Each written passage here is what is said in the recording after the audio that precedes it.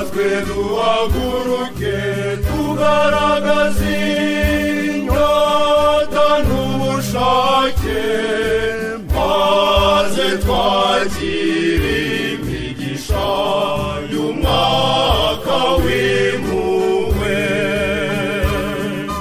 Twabonye inyenyeri twumvise n'impuruza y'umwaka w'impuhwe za Nyagasani, none tuje kuramya uwo mwaka uduhaye guhimbaza yubile.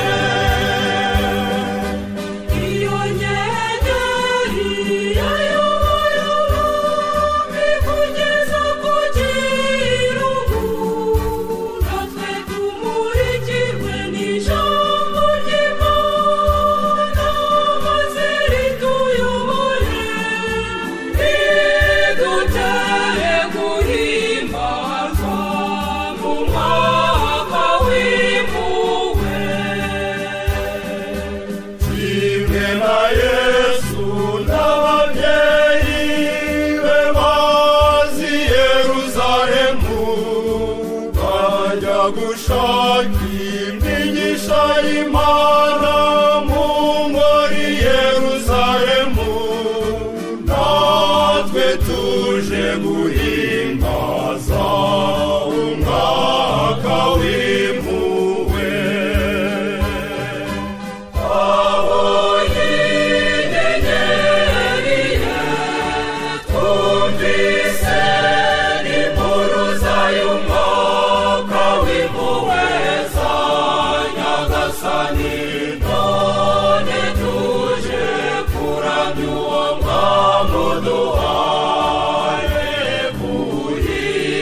guhimbaza yubile.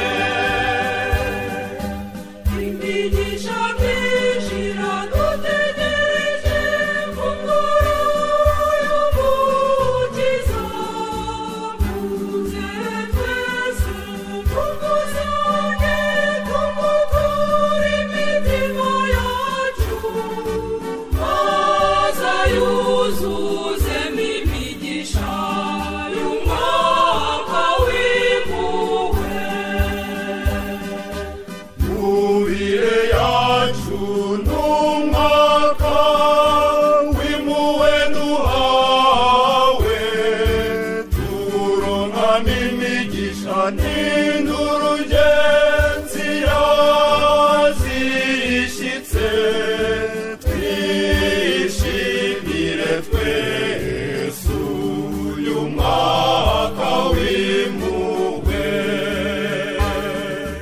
Twabonye inyenyeri twumvise n'impuruza y'umwaka w'impuhwe za Nyagasani, none tuje kuramya uwo mwaka uduhaye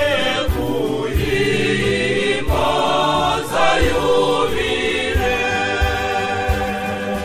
Kuko Abayahudi bamuraga urugendo bajya i Yerusalemu, bakoraga urugendo rurerure bajya gusaba imigisha, natwe twakira imigisha y'umwaka w'impuhwe.